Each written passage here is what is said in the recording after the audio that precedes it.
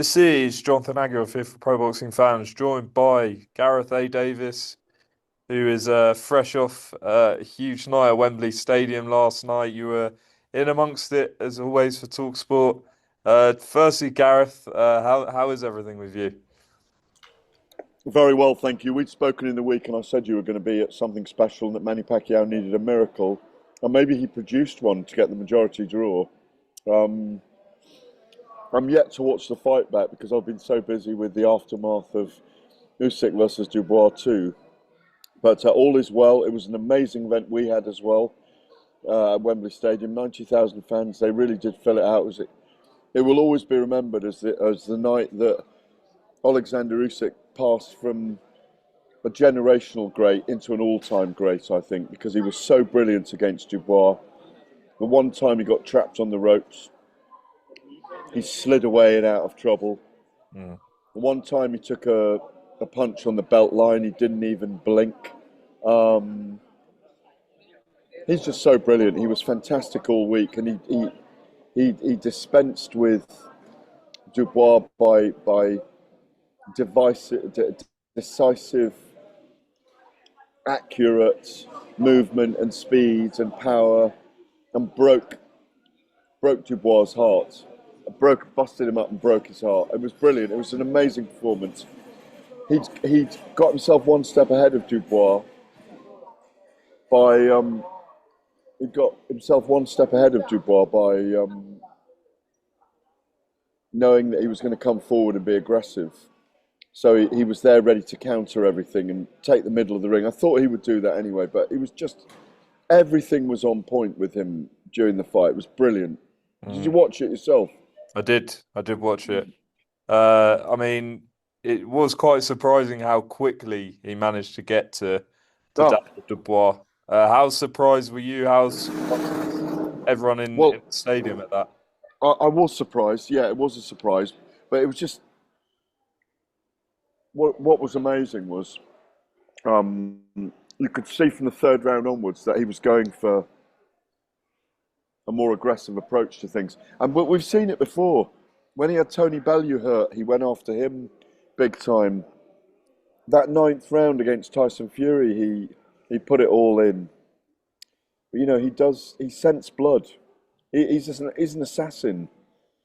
But he's such a great character and a great fellow with it all as well. And I did feel that in the stadium last night that yes, there were a lot of Ukrainians there, a lot of supporters for him. But I think there were a lot of British fans supporting him as well.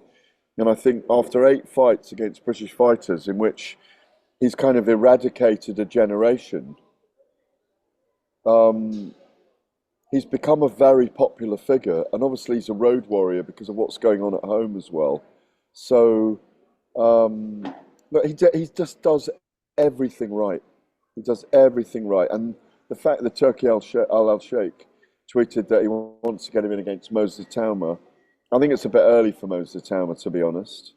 Um, but in a year and a half's time, it'll be too late for Alexander Usyk. So maybe somewhere in the middle, that fight could happen.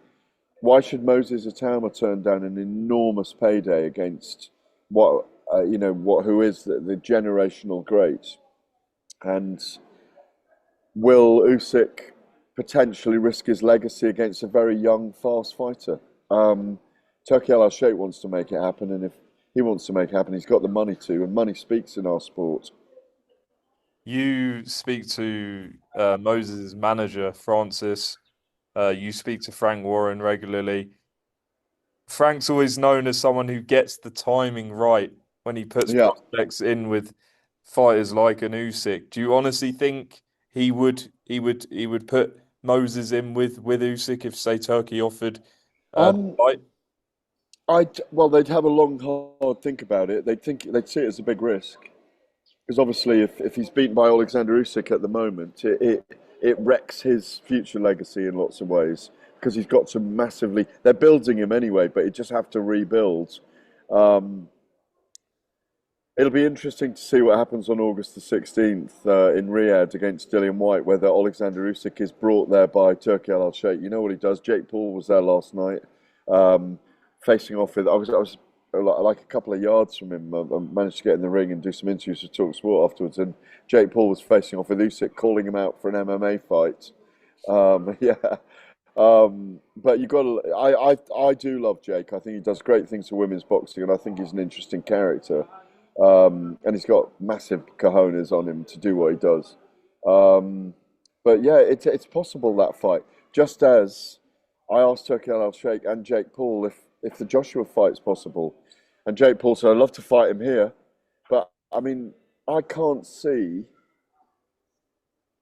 a commission or a governing or the boxing board sanctioning that fight because it's too risky for Jake Paul, frankly, to put him in against an elite fighter of the nature of Anthony Joshua, who's a destroyer. Tyson Fury was very funny yesterday. I was on stage with him at Box Park, and he said he put $1 million on Jake Paul to knock Anthony Joshua. Obviously joking and sending everyone up as he was, but it was great to be with him on stage in front of everyone. He lit up the room as soon as he came on, Mm. dressed like Clint Eastwood, the Lone Plains, or what's it called, the High Plains Drifter. He said, no, I'm dressed as the Lone Ranger. But we were singing on stage, or he was singing on stage, and the crowd loved him. Hamza Shiraz was on stage with me as well, and Ajit Kabayel. Parker was there. You missed something yourself, and you'd Mm. have been here and you'd have loved it. But I know you'll ask me about it. You went to something very special last night in a few hours ago now for you in Vegas. And they're every week with Manny Pacquiao is very special in a fight week. He's an extraordinary character. You've done well to be out there for it. Just a few questions on Dubois, Usyk, and everything around that. Surely Joseph Parker deserves his shot now.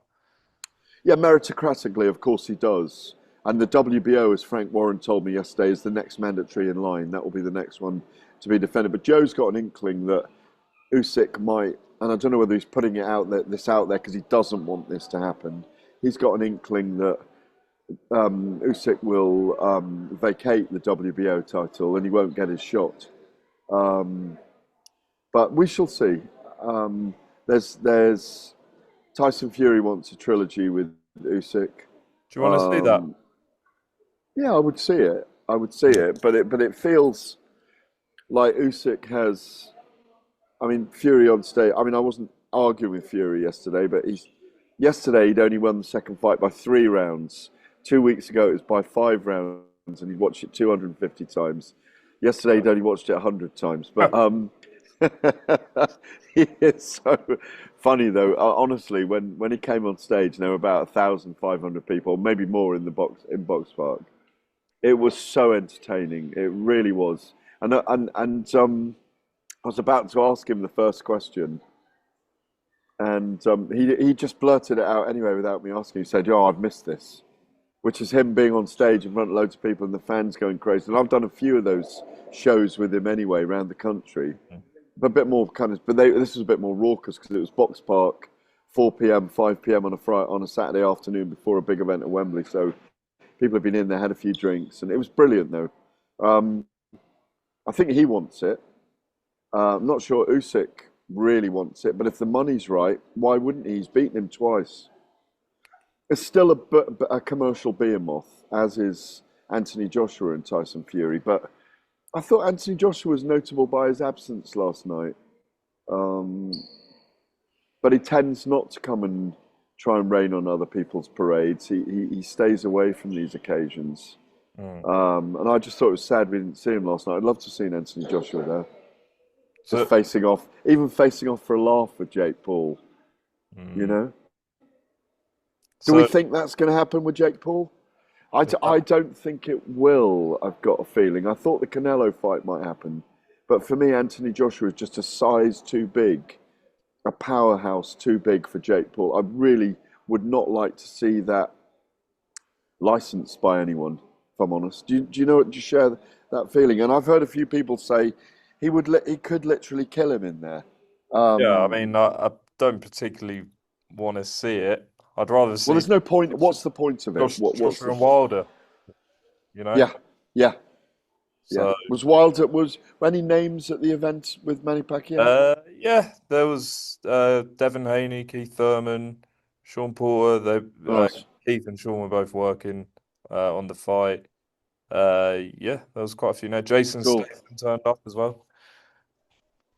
Oh, really? Is Yes. he working out there at the moment? He often comes to the Vegas fights. Yeah, I'm not sure if he was. There was a lot of rumors about Floyd coming, but he didn't. I don't believe he turned up. Well, Manny was saying they should have a second fight if he wins, didn't He did call him out at the press conference. he? Yeah, yeah. What's your thoughts on that? I mean, I know you I haven't think, but seen I the think fight Manny yet. would win right now.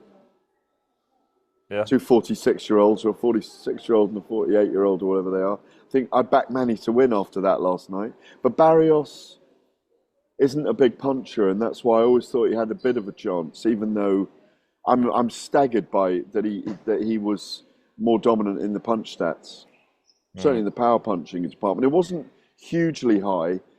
I think he landed 80 something to Barrios' 71 in terms of power punching, but Barrios was very, very complimentary about him afterwards. I'm yet to. I've seen a few highlights. I'm yet to watch the fight, which I will do in its entirety. Um, but he was very complimentary about the speed of Pacquiao and his resilience and the pace he set and his stamina in the fight. Mm. And when you think he's 20 years his junior, it's an amazing. He's an amazing man, Manny Pacquiao. Anyway, Yeah, and Manny did say afterwards that he wants to continue. So it'll be interesting how to. did his son get on? Unfortunately, his son didn't fight on the card, which Why was was a shame. that? I don't know the reason, but he was unfortunately, Okay, maybe yeah, Jinky didn't let him. You're not going the way of your father. potentially not. Gareth, just one more question. In terms of Dubois, where do you see what do you see as the rebuild for him? I've been asked this by a few people today, and we talked about it on Talk Sport last night. And I want to add to this. I think Usyk enters higher up the pantheon of all-time heavyweight greats. By the way, I think he's clearly the pound-for-pound number one in the world at the moment, and I think he deserves to be in the potentially where he is at the moment. Or you can match him against any of the heavyweights in history, and I think he'd do very, very well. Lennox Lewis talked about wanting to come back, and so this guy keeps wandering around on his phone, and I'm obviously being noisy as well, but um, such a space freak. Um, the If I Lennox had a wants to light come on back? and a camera here, they probably wouldn't. But my battery's low, so I'll stop digressing. Um, Lennox Lewis talked about he'd love to have been in this era to test Right. himself against Usyk, and he wanted to test himself against Fury. But I think Usyk would have fared well. I mean, Usyk and Holyfield would have been amazing at cruiserweight and heavyweight. Mike Tyson might have given him tremors for 6 rounds in his prime. Lennox Lewis, as I say, and Usyk would have been brilliant. Ali and Usyk, same birthday, same dimensions. One a southpaw, one orthodox. Did you know that? Of course, you did. They share the same birthday. Hmm. Um, Another digression. Frank Bruno was there last night. I spoke to him. It was 39 years to the day that he lost at Wembley Stadium to Tim Witherspoon last night, which was I saw extraordinary. your tweet. Yeah. He didn't know that when I told him, or he certainly didn't say he knew. Daniel Dubois, I've pondered on this. It's a difficult one. Um, a few suggestions came up, like Jared Anderson, Martin Bacoli. He and Bacoli would be a good fight. I think he can be a world champion again, and as I said, I'm not labelling him a quitter because I didn't last time. I think Daniel's a certain type of guy. He needs to go in there and seek and destroy, and that's how he gets his successes. Um, he just needs to lick his wounds and need to think about it carefully. Hmm. But if they want to put him in a big fight, Martin Bacoli would be brilliant. A Yeah. shootout, you know. Um, but when you've suffered a loss like that, he's suffered the same kind of catastrophic loss that Anthony Joshua had 9 months ago, 10 months ago at Wembley. Maybe yeah. In a way, it was almost as dominant. He didn't go down 5 times, but or 4 times, but he was roundly beaten in almost every department. So it's a it's a tough comeback. Have you got an idea in your mind who he should come back against? Well, I like that Bacoli suggestion. Yeah, for us. It's a great fight because they're both big, heavy hitters. But Mm. I think you've got to acknowledge the kind of fighter he was in against Usyk. Generational great, wiped out a generation of British fighters at heavyweight.